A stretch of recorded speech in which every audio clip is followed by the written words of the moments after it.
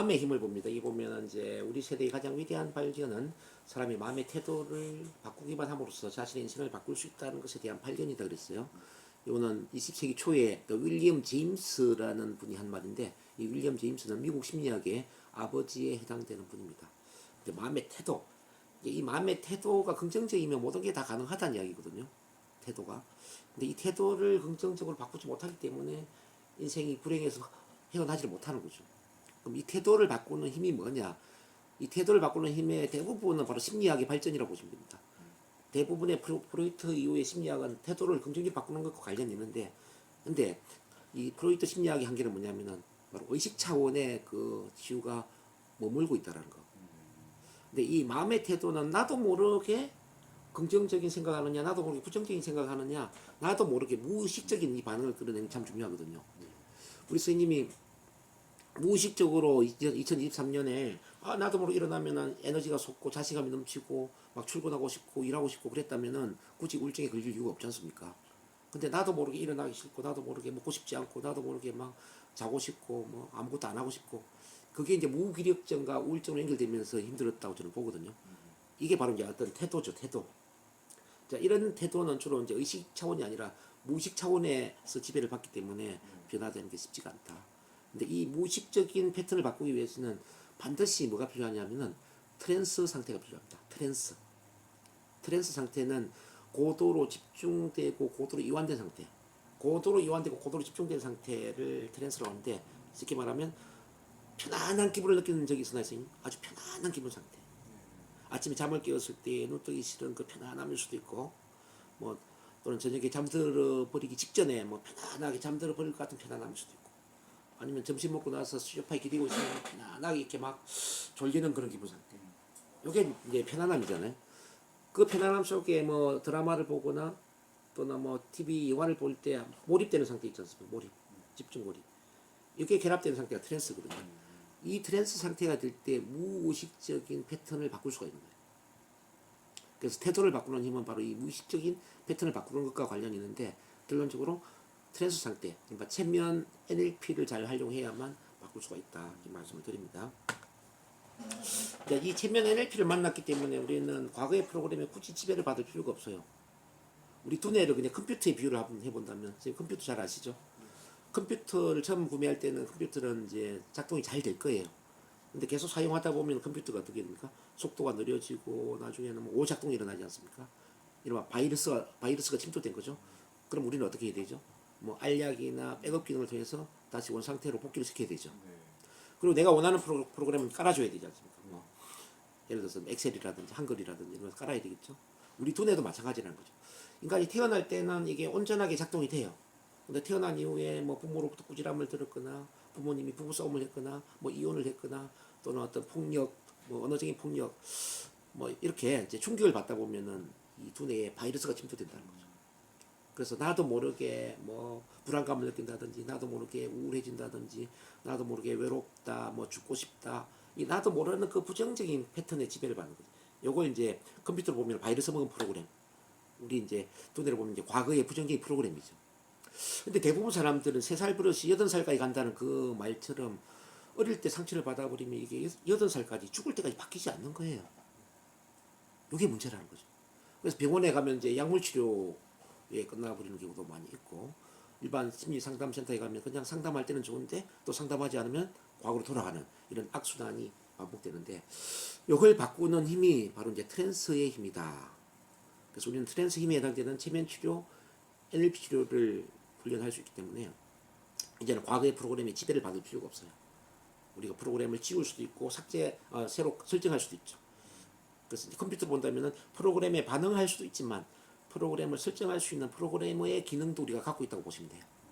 근데 만약에 체면이나 NLP를 배우지 않는다면 우리는 과거에 내 의지와 무관하게 상처를 받았던 경험으로 인해서 죽을 때까지 상처받는 프로그램에 지배받을 수밖에 없다. 얼마나 불행한 일입니까? 그래서 우리는 두뇌의 주인이면서도 두뇌의 노예처럼 이렇게 인생을 불행하게 살 수도 있다는 거죠. 우리 선생님이 오늘 저를 찾아왔다는 것은 이제는 체면이라는 걸 알게 되었고, 체면을 통해서 내 마음의 프로그램을 재설정할 수 있다는 점에서 아주 다행이다. 사탕이자 또는 축복이라고 볼 수 있는 겁니다. 그런 생각이 드시나요? 네. 자, 그럼 이제 마음 관리가 왜 중요하냐면은 이제 이 뭐 자기 개발 교재도 같이 보셔야 됩니다. 아, 네네. 자기 개발, 동기부여, 개인적 삶의 질 향상, 뭐 전문적 능력, 성과 창출, 리더십의 증진, 관계 개선, 성격 개선, 행복한 삶, 뭐 성공적인 삶, 각종 신민성 질환에 대한 치료적 효과 이런 것들을 다 뭐 만들어주는 게 마음 관리입니다. 이제 최면을 하려고 하면 이런 것들이 아주 쉬워진다는 말씀드립니다. 자, 그 마음과 이제 체면의 관계를 좀 이해를 해보면은 이제 우리 마음에서 이제 원효대사 해골물을 생각을 해볼 수가 있으세요. 일체 유심조 사상 아시죠? 네. 모든 게 마음먹기 나름이다. 이게 이제 우리가 잘 아는 이야기처럼 왜 밤에는 물맛이 시원하고 좋았는데 낮에 구역질이 났을까? 이 물맛을 바꾼 게 뭐지? 보니까 바로 마음이더라는 거죠. 내가 해골 바가지 물이라고 생각하는 순간 구역질이 나는 거죠. 우리 신체도 마찬가지. 신체. 내가 몸이 아프다라고 생각하니까 건강했던 몸이 아프기 시작하는 겁니다. 아, 내가 죽고 싶다. 아, 죽어야지. 죽고 싶다는 생각을 계속 하다 보니까 몸에 병이 생기는 겁니다. 실제 그 암 환자들의 공통점이 보니까 암에 걸리기 한 3년 전부터 아, 죽고 싶어. 살아서 뭐해. 아, 죽어야지. 죽고 싶다는 생각을 반복했다는 거예요. 예를 들어서 부부간에 이별을 했다든지 뭐 사별을 했다든지 뭐 사랑하는 자식을 잃었다든지 이런 충격적인 스트레스를 받다 보면은 죽고 싶다는 생각을 반복할 수 있지 않습니까? 그러니까 죽고 싶다는 생각을 반복하다 보니까 내 몸 안에 어떤 부위에 암세포가 자라는 거죠. 그런 경우가 많더라는 겁니다. 즉 마음이 병을 만든다. 그리고 이제 암에서 회복된 케이스도 보니까 마음의 작용에 의해서 회복된 경우가 참 많아요. 암에서 회복된 100명을 연구를 해요. 100명을. 근데 이 사람들은 뭐 암을 치료하는 방법이 다 틀렸어요. 뭐 방사선 치료에 화학요법, 심리요법, 식이요법, 뭐 체면요법 다양한 치료법을 갖고 있었는데 이 사람들의 공통점이 일부는 뭐냐면은 나는 반드시 살 수 있다 이런 믿음이 있었고 내가 치료받고 있는 이 치료법이 나를 낫는데 아주 효과적이다 그런 믿음이 있었고 세 번째는 내가 죽어서 일어나서 반드시 내가 해야 될 일이 있다. 난 죽기 전에 반드시 해야 될 일이 있으라는 그런 인생의 사명을 갖고 있는 이 사람들은 그 치료 기법의 방법에 관계없이 살아나더라는 거죠. 네. 이렇게 암을 치료하는 것도 마음의 힘에서 치료되는 경우가 참 많이 있었고요. 뭐 또 파킨슨 병이라든지 또는 뭐 뇌출혈 뭐 또는 뭐 어떤 중풍 이런 것도 이제 어떤 마음의 작동에 의해서 치료되는 경우들이 굉장히 많이 있습니다. 뭐 천식인 알레르기 같은 경우는 뭐 체면을 활용하면 아주 쉽죠. 뭐 다이어트에 살 빼는 것도 아주 쉽고요. 이렇게 이제 마음이 몸을 치유하는 이유는 뭐냐면은 몸과 마음이 하나로 연결되어 있기 때문에 그렇습니다. 그래서 마음 먹는 대로 자, 이 신체도 기능을 하고요. 마음 먹는 대로 인생도 펼쳐질 겁니다. 이런 점에서 일체 유심조 사상을 다시 한번 볼 필요가 있고 체면은 그 일체 유심조 사상 연장선으로 보시면 됩니다. 체면은 바로 이제 그 무의식 상태에서 마음을 바꿔줌으로써 자, 몸을 치유할 수 있고 또 인생을 변화시킬 수 있는 그런 힘을 갖고 있는 거죠. 그 말씀 드리고요. 그 다음에 좀 넘어갈게요. 이제 일상생활과 체면을 좀 볼게요. 이제 체면을 좀 이해를 해야 되니까 사실 그 체면하면은 참 신기한 게 아닐까. 내가 전혀 경험해보지 않는 새로운 현상이 아닐까 이렇게 기대를 많이 하는데 사실은 체면은 우리 일상생활에 많이 경험할 수 있는 그런 널려있는 현상들이다 이렇게 볼 수가 있습니다. 자, 아침에 잠을 깨웠는데 눈은 뜨기 싫은 이 편안하게 눈을 감고 있는 상태 이런 경험 해보셨죠? 그런 것도 이제 하나의 체면이라고 볼 수가 있습니다. 또 이제 교회를 다니는 사람은 막 기도를 할 때 기도에만 집중하지 않습니까? 이런 것도 하나의 체면으로 볼 수가 있습니다. 절에 스님들은 목탁을 두드리죠. 일정한 리듬으로 목탁을 두드리고 있는 이런 패턴도 하나의 체면이라고 볼 수 있습니다. 또 이제 그 음악 콘서트에 가면은 뭐 일정한 리듬으로 뭐 드럼을 치는 사람들, 뭐 악기를 연주하는 사람들 참 많이 봅니다. 이런 분들도 체면이라고 볼 수 있습니다. 또 그 음악에 빠져 있는 사람들, 또 옛날에 2002년도에 우리 축구 4강 갈 때 축구 응원에 막 몰입돼 있는 이상, 뭐 대한민국 이런 게 다 체면이거든요. 그럼 체면은 뭐냐? 자, 일상적인 그 편안한 이완과 편안한 집중 상태, 이걸 이제 우리가 체면으로 본다면 체면은 신기한 게 아니라는 거죠. 그 이제 편안한 이완 상태와 고도로 집중된 상태를 우리가 의도적으로 끌어내는 현상이 바로 체면이라고 한다면은 체면은 이미 많이 경험을 해보셨겠네, 그죠?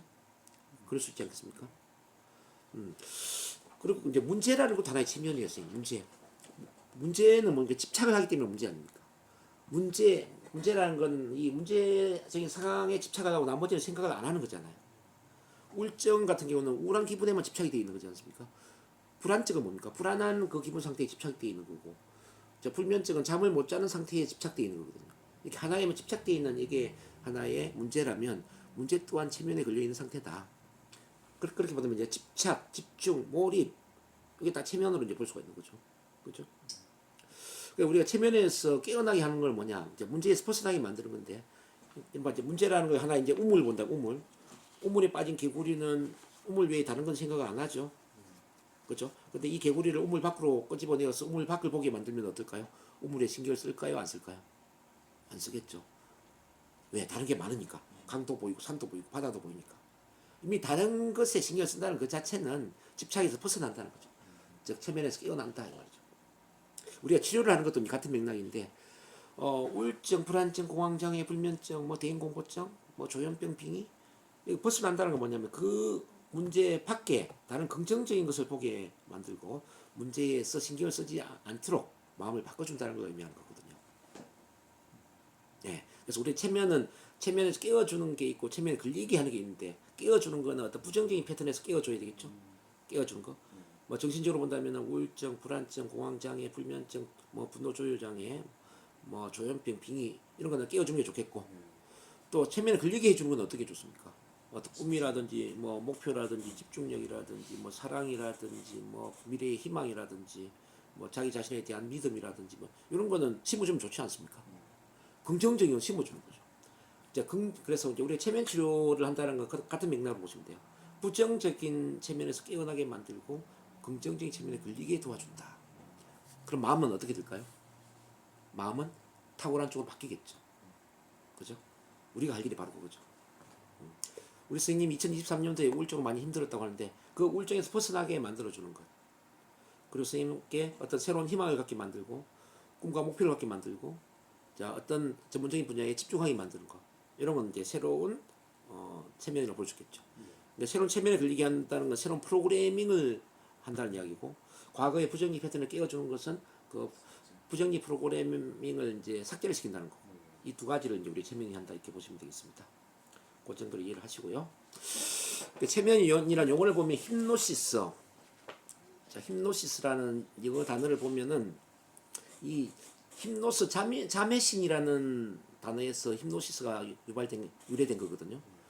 그러니까 이제 자매신에서 유래된 게 체면이라면은 체면은 잠을 자는 것과 비슷한 게 아닐까 이렇게 착각을 많이 합니다. 근데 뒤에서 다루겠지만은 체면은 잠을 자는 것과 비슷하지만, 자, 잠을 잘 때는 의식이 있어요, 없어요? 의식이 없죠? 체면은 의식이 있다라는 거죠. 의식도 있으면서 잠을 자는 것처럼 좀 편안하고 몽롱한 상태가 되는 거죠. 그리고 잠재되어 있던 우리 무의식의 일부가 자, 수면 위로 올라오는 거죠. 그래서 힙노시스라는 단어에서 잠을 자는 것과 똑같은 게 체면이 아닐까 이런 오해가 생겼다는 거 이걸 말씀드리고요. 메저머리즘이라는 단어도 이제 체면이라는 단어인데, 이 메저머의 방식이라는 뜻입니다. 메저머는 현대 과학의 어떤 현대 체면 아버지에 해당되는 분이거든요. 자, 현대 체면은 메저머에서 시작됐다라고 할 수가 있습니다. 그래서 메저머라는 사람이 다루는 방식이 체면이라면은 그걸 메저머리즘이라고 하자. 그래서 메저머리즘도 체면이라는 단어다. 이렇게 이해를 하면 되겠어요.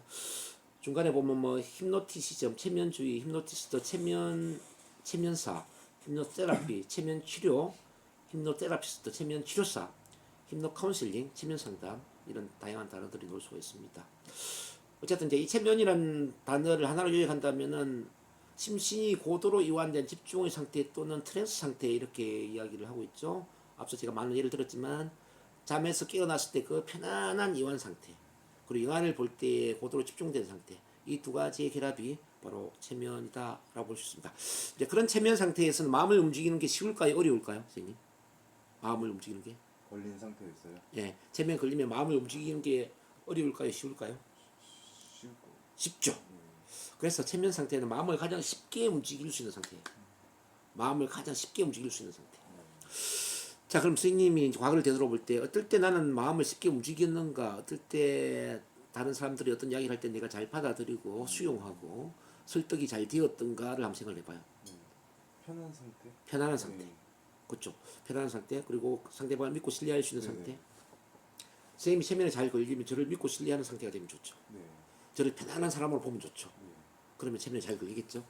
근데 아무리 제가 대학 교수고 체면을 잘 건다 하더라도 저를 의심을 한다든지 저를 불편하게 생각한다든지 이러면 제 체면에 잘 안 걸리는 거예요. 네. 선생님 또한 나중에 이제 체면을 걸 때 가장 먼저 해야 될 것은 바로 내담자와 편안한 라포 형성을 하는 거죠. 어떻게 하면 편안한 분위기를 만들어줄까? 나를 편안하게 느끼도록 도와줄까? 어떻게 하면 나를 빨리 믿고 신뢰할 수 있도록 도와줄까라는 그런 차원에서 대화를 하셔야 되고 그런 차원이 되면 뭐 체면은 그냥 쉽게 들어가는 겁니다.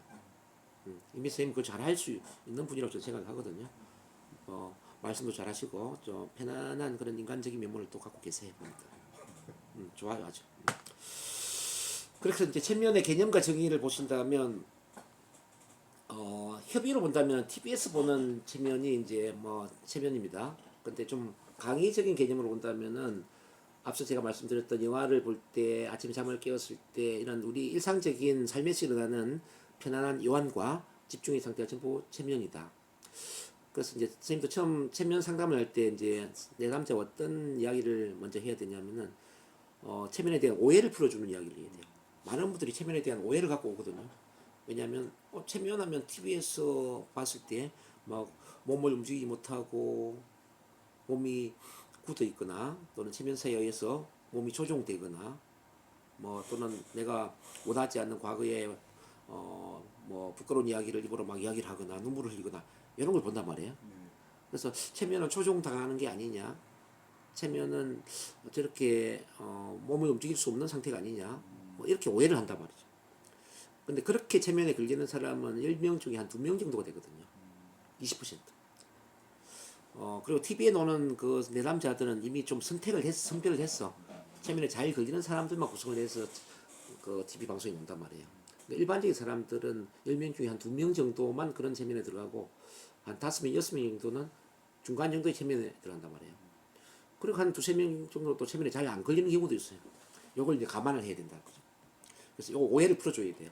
오해를 풀어주면서 지금 우리 선생님이 뭐 TV에 나오는 체면으로 물론 걸릴 수도 있지만은 그렇지 않을 수도 있습니다. 사람마다 체면 감수성이 다 다르기 때문에 모든 사람이 TV에 나오는 것처럼 걸리는 건 아닙니다. 이걸 심어줘야 되고 그리고 이제 체면 치료와 체면의 깊이는 아무런 관계가 없다라는 거죠. 좀 깊은 체면에 들어가야만 치료가 잘 되는 게 아니라는 거죠. 자, 얕은 체면의 상태에서도 치료가 잘 된다는 거죠. 체면의 깊이와 치료는 그다지 중요하지 않더라.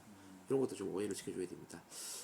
자, 왜냐하면 그 사람들이 나는 왜 TV에 나오는 체면처럼 잘 걸리지 않아요? 그렇게 걸려야만 제가 치료가 잘 되는 거 아니에요? 이렇게 오해를 하는 경우가 많이 있거든요. 그리고 또 좀 한 중간 정도의 체면 같은 경우에는 체면에 걸렸는지 안 걸렸는지 본인도 구분간이 힘들어요. 체면에 걸렸지만 뭐 잡생각 나고 자, 좀 편안하긴 한데 좀 뭐 이런저런 다른 생각에 집중되기도 하죠. 그래서 체면에 걸렸는지 안 걸렸는지 분간이 어렵다. 그것도 뒤에서 제가 말씀드릴게요. 어쨌든 체면은 이렇게 이제 협의와 강의의 개념으로 구분해서 한번 생각을 해보는데 우리가 치료를 할 때는 협의의 개념만을 보는 게 아니라 광의의 개념으로 그다음 일상의 트랜스 상태에서 치료가 잘 될 수 있다는 점을 말씀드립니다. 이렇게 정리하면 체면이란 사람의 마음을 움직이는 것입니다. 자, 고도로 이완되고 고도로 집중되는 상태에서는 사람의 마음을 아주 잘 움직일 수가 있습니다. 그리고 체면 기법은 뭐냐면 사람의 마음을 효과적으로 움직이는 기법이다. 이렇게 볼 수 있고, 근데 이 체면은 일상의 트랜스 상태에서 가장 잘 이루어질 수 있더라. 자, 트랜스는 앞서 말씀드렸지만은 고도로 이완되고 집중된 상태에서 체면이 잘 이루어질 수 있다. 이렇게 봅니다. 자, 그러면 이제 그 도표를 보시면요, 체면 트랜스의 과정 그 메커니즘을 좀 이해를 같이 한번 해보겠습니다. 우리가 이제 뭐 마음의 치료를 하거나 몸을 치료하거나 자기 개발 또 능력 향상, 심신 수련의 효과를 만들기 위해서는 이제 변화를 시켜야 되지 않습니까? 변화를 시키기 위해서는 상대방이 내 영향권 안에 들어와야 되거든요. 영향력. 마치 이제 철이 자기장 안에 들어오는 것처럼 상대방이 내 영향력 안에 들어올 때 우리가 변화를 이끌어낼 수가 있어서요. 그럼 이 영향력이라는 게 뭐냐면 바로 트랜스에 들어간다는 의미고 또는 체면에 걸린다는 의미를 이제 영향력 안에 들어왔다 이렇게 볼 수가 있습니다. 그럼 어떻게 하면 트랜스에 들어가고 체면에 걸리게 만들 것인가? 그러기 위해서는 반드시 거쳐야 될 게 바로 라포 형성을 해야 된다. 그래서 선생님이 이제 체면 이전에 항상 라포를 생각해야 돼요. 어떻게 하면 사람을 만날 때 라포 형성을 잘할까? 라포는 어떻게 형성이 되느냐? 라포는 긴장이 풀릴 때, 이완이 될 때, 릴렉스 될 때, 그때 라포 형성된다는 거죠. 즉 편안함을 느끼면서 긴장을 풀고 뭔가 마음이 이완되는 거죠. 자, 릴렉스. 그래서 이제 라포 이전에 반드시 편안한 이완을 느끼게 되는데 이런 질문을 해봐야죠. 사람은 어떨 때 편안하지? 사람은 어떨 때 편안함을 느끼지? 이렇게 질문을 한번 해본 겁니다. 그러니까 저는 이렇게 많이 묻죠. 어떨 때 가장 편안함을 느끼셨나요? 어떨 때 가장 편안하셨나요? 편안한 이완감을 느꼈던 순간이 언제였나요? 긴장을 풀고 편안함을 느꼈던 순간이 언제였는지 기억할 수 있을까요?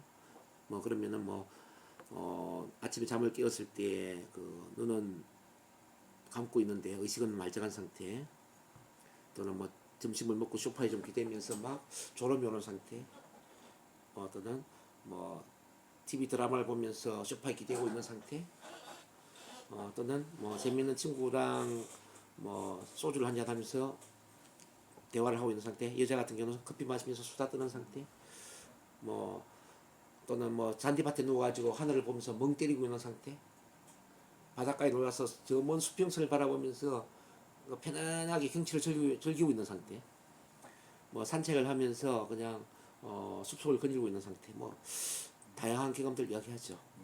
또는 KTX를 타거나 고속버스를 타고 이제 이렇게 나도 모르게 막 이렇게 몸이 릴렉스 되면서 눈을 감고 싶은 상태, 막 졸음이 오는 상태 이런 거 있잖아요. 요게 다 편안한 이완감이라는 거죠. 자, 그럼 그런 편안한 이완감을 우리가 의도적으로 만들어내기 위해서 어떻게 해야 되는가? 자, 첫 번째 이제 신뢰도를 높여야 돼요. 신뢰도. 상대방과 나의 신뢰도가 높아지면 편안해져요. 근데 신뢰도가 떨어지면 불편해져요. 불편해지면 긴장이 되죠, 그죠? 신뢰도는 어디서 나오느냐 보니까 공통점이에요. 공통분모. 공통분모가 많아지면 신뢰도가 높아져. 공통분모가 없어 차이점이 많아져. 그럼 불편하지 않습니까? 근데 남자들은 처음 만나면 가장 먼저 하는 게 뭡니까? 나이가 어떤지, 군대를 어디 갔다 왔는지, 고향이 어딘지, 학교는 어디에 나왔는지, 같은 학교 나왔으면 몇 학번인지 이걸 따지고 묻지 않습니까? 여자들 같은 경우는 뭐 만나는 순간 어떤 화장품을 쓰는지, 또는 뭐 요리는 어떤 거 좋아하는지, 자녀들은 어떻게 뭐 어떤 학교에 다니는지, 자녀를 어떻게 키우는지, 뭐 이런 공통분모를 이제 이야기한단 말이죠. 그래서 공통점을 찾으면은 뭐 아주 신나서 이야기하면서 긴장을 풀고 편안하게 대화하지 않습니까? 그래서 우리가 상담을 할 때도 마찬가지로 이제 내담자와의 그 공통분모를 찾아주는 게 아주 중요하다 말씀드립니다. 공통. 자, 그 다음에 이제 그 집중도를 높여주는데, 집중도 높이면은 바로 또 트랜스에 들어갈 수가 있어요. 이거는 라포와 관계없이 집중도를 높이면 트랜스 체면에 걸리는데, 체면은 집중하는 거라고 그랬지 않습니까? 그럼 이제 이런 걸 보고 이제 집중하게 만들 수도 물론 있고, 뭐 어떤 점을 보게 만들 수도 있고, 뭐 방법은 다양한데, 대화에서 또 집중을 할 수 있는 방법이 있거든요. 대화를 할 때 집중을 잘하기 위해서는 어떤 게 필요하냐? 바로 상대방의 관심사와 흥미 분야에 대한 이야기를 나누게 되면은 대화에 집중을 할 수가 있겠죠. 그렇잖아요. 오늘도 한 시간 동안 선생님 인생사를 들으면서 이제 선생님 개인 이야기를 제가 들었지 않습니까? 선생님 개인 이야기를 하니까 집중이 돼요, 안 돼요? 되죠. 집중이 되죠. 왜?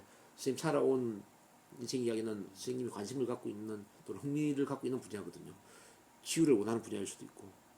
그래서 그 이야기를 하는 동안에 선생님은 아마 딴 생각을 안 했을 거예요. 거기서 집중도가 커졌을 거예요. 체면 걸 때도 같은 맥락이거든요. 산을 좋아하세요? 바다를 좋아하세요? 라고 했을 때 저 산을 좋아합니다. 그럼 산을 상상하게 만들면 집중이 잘 되겠죠. 근데 산을 좋아하지 않는 사람한테 자, 높은 산을 상상해 보겠습니다 하면 집중이 잘 안 되겠죠. 그 사람이 집중할 수 있는 그런 관심 분야를 상상하게 하는 거죠. 그리고 미리 그래서 또 이제 우리 체면적인 사전 대화를 할 수가 있는데, 뭐 좋아하는 장소도 이제 우리가 물어야 되고, 뭐 과거에 좋았던 경험, 행복했던 경험은 언제였어요? 뭐 자신감이 넘쳤던 경험은 언제였어요? 신났던 경험은 언제였어요? 이런 걸 이제 우리가 또 질문할 수도 있지 않겠습니까? 그렇죠? 우리 선생님 같은 경우는 아주 좋았던 경험은 제가 아직 이야기를 안 했지만, 어쨌든 치료적인 차원으로 볼 때 뭐 어머니 아버지가 이혼했던 경험이라든지 또 형님이 돌아가셨던 경험이라든지 이렇게 마음 아팠던 경험을 머리에 떠올린다면은 그 자체가 바로 이제 관심 분야니까 집중도를 끌어내겠죠. 그 생각하는 순간 바로 체면에 들어간다 이런 뜻입니다. 이미 그러니까 선생님은 체면 유도를 안 해도 이미 체면에 걸린 상태로 살고 있다라고 볼 수 있는데 그건 이제 포인트가 다를 뿐이죠. 포인트. 이른바 형님에 대한 부분이나 또는 뭐 어머니에 대한 부분이나 누나에 대한 부분이나 어릴 때 또 이제 어머니 아버지가 이렇게 이제 두 분이 서로 헤어졌던 부분이나 이런 거는 이미 선생님이 집중을 하고 있는 분야라는 거죠. 그래서 체면사는 이런 집중 분야를 잘 유도를 하면서 굳이 뭐 체면을 걸지 않는 듯 하면서도 체면에 깊이 들어가게 유도를 할 수도 있다는 뜻입니다. 예. 꼭 뭐 그런 경험이 아니더라도 뭐 또 이제 이런 게 있죠. 좋아하는 사람이 누구예요? 뭐 좋아하는 사람. 연예인 중에 좋아하는 사람 있나요? 뭐 연예인 중에. 뭐 또는 지금까지 가보았던 장소 중에 아주 아름다웠거나 좋았던 장소가 있다면 어디일까요? 뭐 그러면 그런 좋았던 장소를 떠올릴 수도 있고 뭐 좋았던 그 연예인을 떠올릴 수도 있겠죠. 또 좋아하는 음악을 상상하게 만들 수도 있고, 그죠? 그 관심 포인트를 상상하는 것만 가지고도 집중이 되기 때문에 체면에 들어간다. 그러니까 체면 아주 이렇게 보면 너무나 쉬운 거죠. 일상이네. 그렇죠. 일상적인 집중, 몰입을 끌어내는 순간 체면에 들어가니까.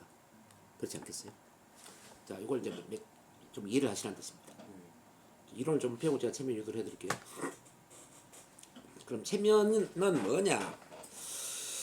의식은 있어 잠재의식도 활성화되는 상태입니다. 의식과 잠재의식이 공존하는 상태. 체면 상태에서 각성 상태가 유지가 됩니다. 체면의 깊이에 따라 각성 상태가 좀 달라지죠. 아주 깊은 체면에 들어가 버리면은 이른바 각성 상태가 없어져 볼 수도 있죠. 잠을 자는 수준까지 내려가 볼 수가 있죠. 처음에는 베타파 껴있는 각성 상태잖아요. 체면을 걸면 알파파. 더 깊이 쭉 내려가 버리면 이제 세타파로 내려가 버리죠. 세타파는 잠을 자는 상태. 그래서 이제 잠을 자는 상태와 깨어있는 상태의 중간이 알파파 체면 상태인데 그 중간 알파파 상태를 잘 유도를 하면서 우리가 이제 치료 작업을 한다면 무의식의 패턴을 바꿀 수가 있는 겁니다. 그렇기 때문에 그 의식이 있기 때문에 체면 상태와 비체면 상태를 구별하는 것이 쉽지가 않다. 좀 어렵다 이렇게 볼 수 있습니다. 자, 그럼 이제 체면의 특성 이걸 잘 좀 이해를 해야 됩니다. 자, 체면이 뭔지를 조금 이해를 했으니까 체면의 특성을 보면 체면은 집중하는 것이고요. 체면은 이완하는 겁니다. 즉 편안함을 느끼는 겁니다. 체면은 편안함을 느끼는 것.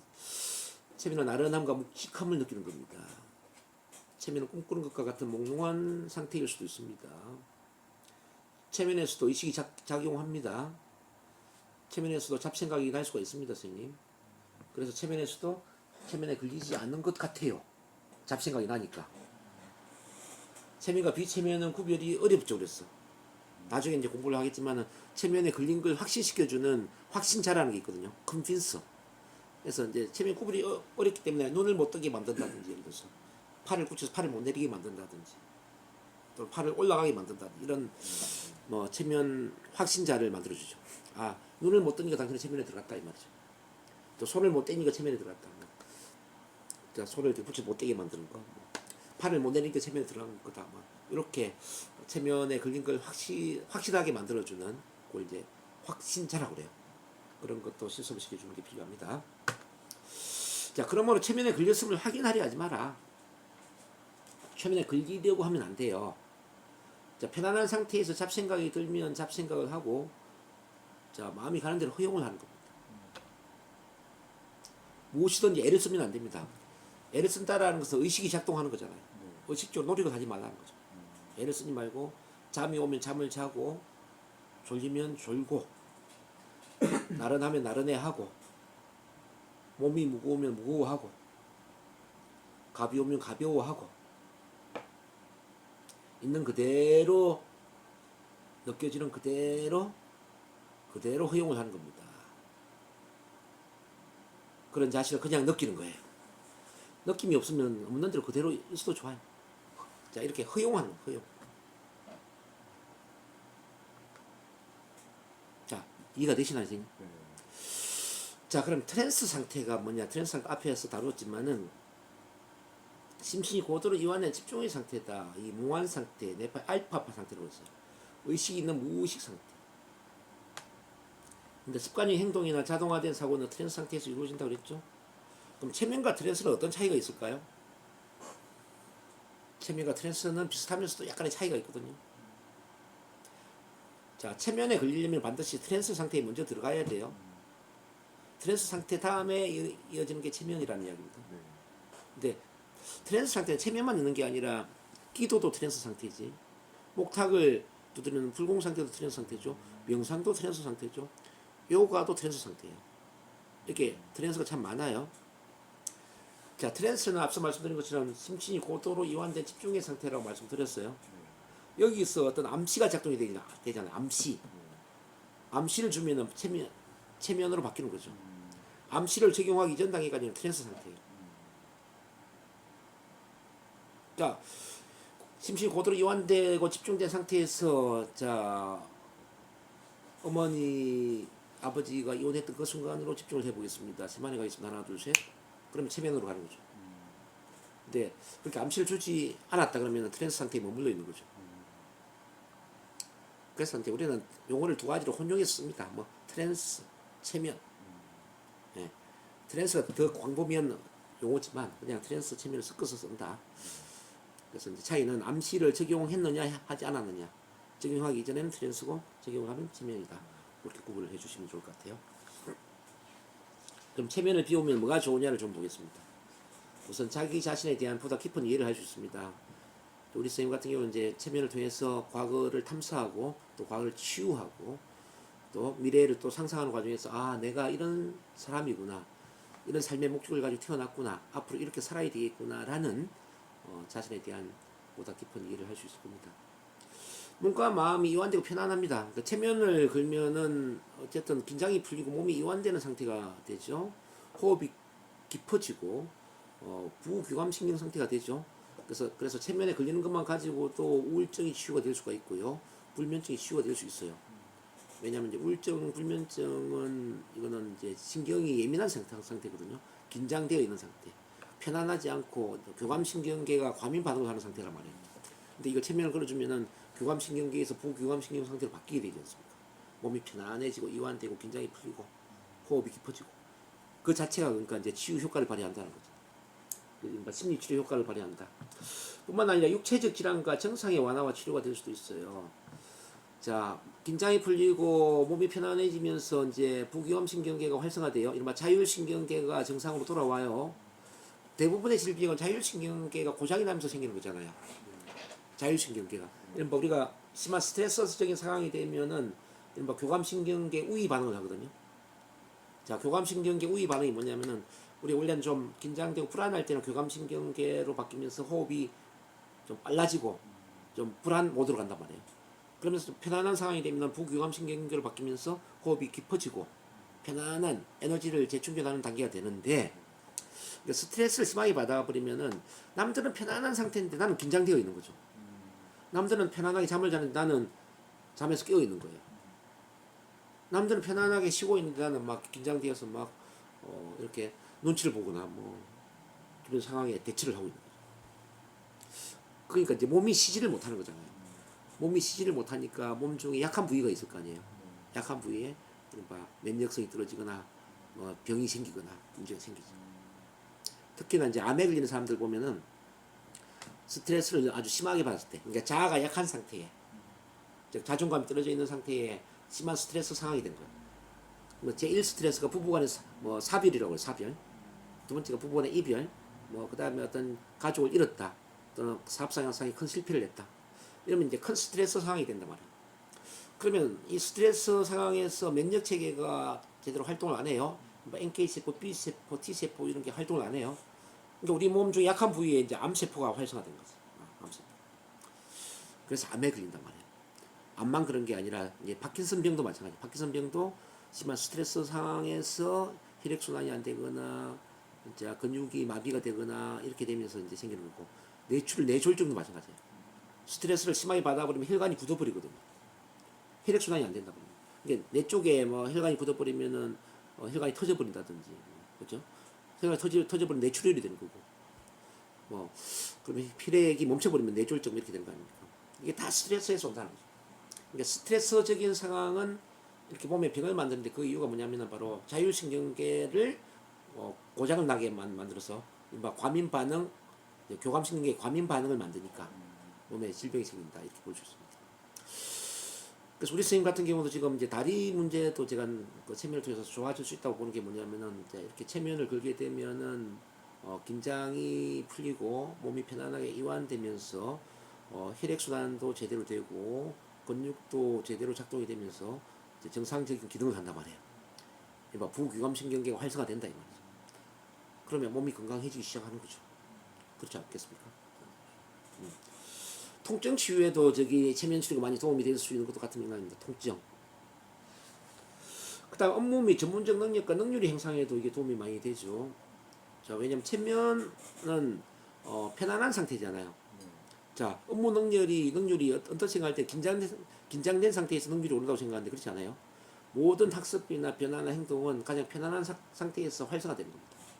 공부를 가장 잘하는 학생은 시험 직전에 공부하는 게 아니고 평소에 예습 복습을 잘해가지고 편안한 상태에서 공부를 하면 공부를 잘해요.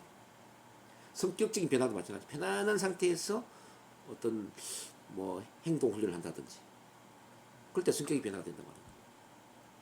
자, 모든 어떤 직업적인 뭐 기술 능률은 편안한 상태에서 형성이 된다. 자, 그러면 체면은 가장 편안한 상태를 만드는 거니까 그런 상태에서 형성이 될 수 있다는 거죠. 이전에 뭐 영어 단어를 빨리 외우게 만드는 이런 뭐 학습기기에도 나오고 그랬는데 그것도 보면은 몸을 편안하게 이완시킨 상태에서 단어를 외우게 만드는 그런 훈련법이었죠. 자, 창의력은 어디서 개발이 될까요? 바로 이것도 체면 상태에서 창의력이 개발이 될 수 있죠. 자, 체면 상태는 무의식과 연결되는 거지 않습니까? 창의력의 영역은 의식 상태가 아니라 무의식 상태지 않습니까? 당연히 체면 상태에서 창의력이 개발됩니다. 학습 능력 당연히 향상되죠. 자, 자신감 증진이 왜 될까요? 체면 상태에서 암시를 주면 되죠. 암시. 자신감 암시를 주면 자신감 올라가죠. 자기 개발 당연히 도움되고 그 외 각종 심신수련의 효과 커집니다. 각종 치유 능력 향상됩니다. 그리고 보다 중요한 것은 체면사가 되거나 체면 상담사가 되거나 체면 치유사가 되거나 체면 치료사가 되어서 전문 직업인으로 활동할 때 큰 도움이 될 수 있다는 말씀을 드립니다.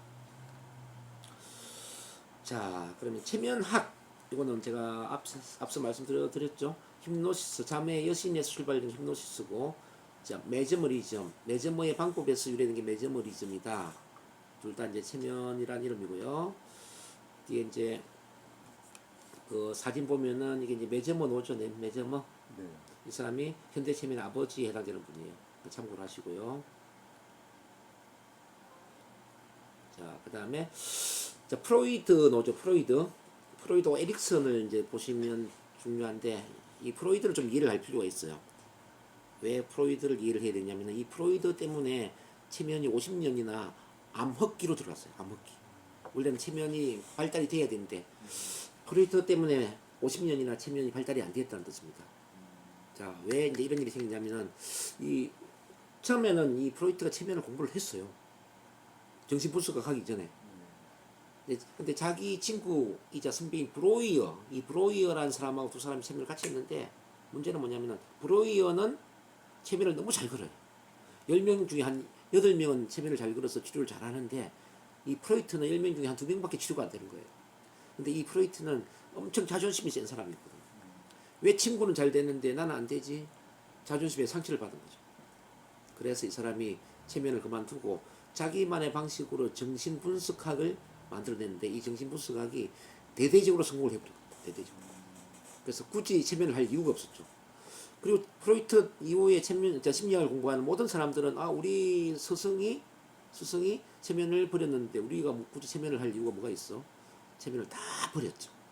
그게 50년이 된 거예요. 근데 다시 부활이 되는 계기가 뭐냐면은 세계 그 1차 세계대전, 2차 세계대전을 마치고 돌아온 그 군대 병사들이 있었는데 이 병사들은 전쟁 후유증으로 많이 힘들었던 분들이거든요. 근데 이 전쟁 후유증을 치료를 해보니까 일반 프로이트 심리학으로 치료를 하니까 치료가 잘 안 돼요. 근데 체면 치료를 하려고 하니까 치료가 너무 잘 되더라는 거죠. 그러면서 체면이 이제 부활하기 시작했죠. 그때 체면을 부활시키는데 큰 역할을 한 사람이 또 이 오른쪽에 보면 밀턴 에릭슨이라는 분이에요. 아까 그 사지마비 예, 그분인가요? 예. 이분이 이제 그 사지마비 환자 출신인데 모든 의사들이 17세에 이 사람은 죽을 것이라고 예측을 했습니다. 근데 이제 그 의사들이 이야기 들으면서 에릭슨은 이렇게 결심을 하죠. 죽긴 왜 죽어? 내가 다음 날에도 저 해가 지는 석양을 나는 반드시 보고야 말겠어. 그러면서 자기 침대를 해가 지는 그 창문 쪽으로 옮겨달라고 그래요. 그래서 그 다음 날도 해가 지는 걸 보고 나는 그 다음 날도 또 보겠어. 그 다음 날도 또 해가 지는 걸 봤어. 그 다음 날도 보겠어. 사흘까지 해가 지는 걸 보고 인사불성이 되면서 이제 정신을 잃어버리는데 그로부터 일주일 동안 깨어나지를 못하죠, 이 사람이. 이제 깨어나서 보니까 온몸이 굳어 있는 거예요. 온몸이 굳어 있는 거예요. 말도 못하고 막 손가락 하나 움직일 수가 없었죠. 이때 백문화 오는 자기 이제 막내 여동생을 봤는데 여동생이 한 3살쯤 됐어요. 3살짜리 막내 여동생이 막 기어다니고 몸을 움직이는 걸 이제 관찰하면서 야, 몸을 저렇게 움직이는구나. 근육을 저렇게 사용하는구나. 그래서 손가락 하나 움직이는데 일주일이 걸리고 집게 손가락 움직이는데 일주일이 걸리고 이렇게 해서 온몸을 자기가 이렇게 그것도 이제 정신적으로 엄청 집중을 했어. 그 집중한 상태가 바로 체면 상태였죠. 자기 체면 상태에서 그 몸을 움직이는 상상을 하면서 자, 몸을 움직이기 시작해요. 자, 극도로 집중된 그 이른바 마음의 상태, 이른바 트랜스 상태, 또 다른 체면 상태에서 몸을 움직이는 상상을 하면서 몸을 이제 움직이기 시작하는데 이렇게 해서 온몸을 정상으로 기능하게 만든 거예요, 이 사람이. 시간은 많이 걸리겠죠. 그래서 이 사람이 이제 고등학교 졸업하고 이제 대학교에 들어갔는데, 이른바 심리학도 공부하고 정신의학도 공부하고 체면도 공부를 하게 된 거지. 그러면서 체면치료사, 그다음 정신과 의사, 심리 상담사 이 3가지의 자격을 가지고 사람을 치료하기 시작했는데요. 그 이전에 이제 이 사람은 뭐 대학을 들어서 이제 혼자서 미시시피 강을 그것도 16km인가 뭐 키로는 잘 모르겠습니다. 어쨌든 그 무전 여행을 하면서 이제 신체를 단련시키죠. 그런 경험을 토대로 자기만의 그 체면 방식을 만들어내는데 그게 에릭슨 체면이라고 그러죠. 에릭슨 체면. 에릭슨 체면은 지시형의 체면이 아니라 이제 내담자 중심의 체면이에요. 마치 이게 대화를 하는 것처럼 체면을 그런 거죠. 예를 들어서 이렇게 질문하는 거죠. 지금까지 살아오면서 가장 편안한 이완감을 느꼈던 순간이 언제였을까요? 바로 지금 말이에요. 이렇게 체면을 그런 거죠. 자, 이 질문을 했을 때 느낌이 어때요? 지금까지 살아오면서 가장 편안한 이완감을 느꼈던 순간이 언제였을까요? 그러면 머리에 어떤 생각이 들어요? 편안한 기분을 느꼈던 순간이 떠오르지 않지 않습니까?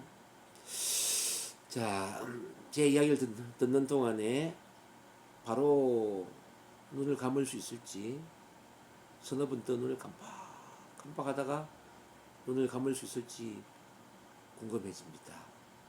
이렇게 이야기를 해요. 그러면 느낌이 어때요? 눈을 감아야 될 것 같아요? 가만히 있어야 될 것 같아요? 체면을 이런 식으로 그러는 거죠. 이렇게 대화하듯이. 대화하듯이 체면을 그러니까 이제 내담자 입장에서는 너무나 편안하지 않습니까? 자기도 모르게 이제 체면에 들어가는데 체면에 대한 부담감이 없는 거죠. 근데 전통 체면 같은 경우에는 이제 지시형이 이제 권위적인 그런 유도법이거든요. 뭐 눈을 감으십시오. 이마에 힘을 빼세요. 위아래 눈 앞으로 힘을 빼세요. 막 이렇게 막 지시형으로 한단 말이에요. 지시형으로 하기 때문에 어떤 사람은 잘 따르는데 어떤 사람은 저항을 할 수가 있겠죠. 그러니까 저항을 하는 사람은 체면에 안 들어가는 거죠. 근데 에릭슨 체면 기법으로 하면은 저항이 없어질 거예요. 그 내담자에 맞춰서 대화식으로 체면을 걸어주니까. 그래서 이제 이 밀턴 에릭슨이 자기만의 에릭슨 체면 기법을 활성화시키면서 체면이 이제 부활할 뿐만 아니라 체면의 전성기로 가죠. 그리고 이제 1970년 중반에 NLP라는 게 만들어져요. NLP. NLP는 뉴로 링귀스틱 프로그래밍, 신경 언어 프로그래밍. 자, 리차드 밴들과 존 그린드라는 두 사람에 의해서 미국 캘리포니아 산타크루즈에 있는 캘리포니아 대학입니다. 거기에 두 사람에 의해서 만들어지는데 거기에 이제 게슈탈트 치료, 가족 치료, 체면 치료 이 3가지를 통합을 해요. 게슈탈트 치료의 프리츠 펄츠를 모델링하고 즉 모방을 하고 가족 치료의 버지니아 사티어를 모방하고 지금 말씀드렸던 이 밀턴 에릭슨 있잖아요. 에릭슨의 체면 치료를 모델링을 하는 거죠. 그렇게 만들어진 게 이제 NLP거든요. NLP 속에는 체면적인 요소도 있고 개수살트 치료의 효과도 있고 또 가족 치료 효과도 있고 그러다 보니까 이제 치료뿐만 아니라 이게 상담, 뭐 교육, 비즈니스, 영업, 뭐 종교, 스포츠 아주 다방면으로 NLP는 확장이 되면서 지금은 성공학, 성공학까지 뭐 자기개발까지 뭐 미치지 않는 분야가 없죠. 근데 이제 이 에릭슨 체면을 NLP에서 모델 빌딩을 하면서 NLP가 전 세계적으로 유행이 되거든요. 1980년대에. 그래서 이제 체면 또한 같이 유행이 되고 지금은 뭐 체면이 거의 세계에 일반화되었다, 생활화되었다 이렇게 말도 됩니다. 뭐 자세한 뒤에 또 체면 역사가 나오니까 거기서 제가 또 말씀을 드리도록 하겠습니다. 자, 밀턴 에릭슨 지금 나왔죠? 네. 좀 전에 제가 설명드린 것처럼 이번에 1901년에 태어나서 1980년에 돌아가셨는데요. 난청 생명 난독적 음치 출신이고 17세 때 소아마비가 발병해가지고 전신마비가 되죠. 근데 이게 뭐 정말 죽음의 재활을 통해서 다시 정상으로 회복이 되면서 고학으로 대학을 마치게 되고 클락 헐 교수한테 체면을 배웁니다. 의학 심리학 뭐 동시에 공부를 하죠. 그래서 자신의 장애 극복을 비롯한 인생 경험에 바탕하여 간접적 비지시적 에릭슨 체면법을 개발하면서 1959년에 미국 임상 체면 학회까지 설립이 됩니다. 이렇게 참고를 하시고요. 자, 거기까지 하고 잠깐만 쉬었다 할게요, 선생님. 네.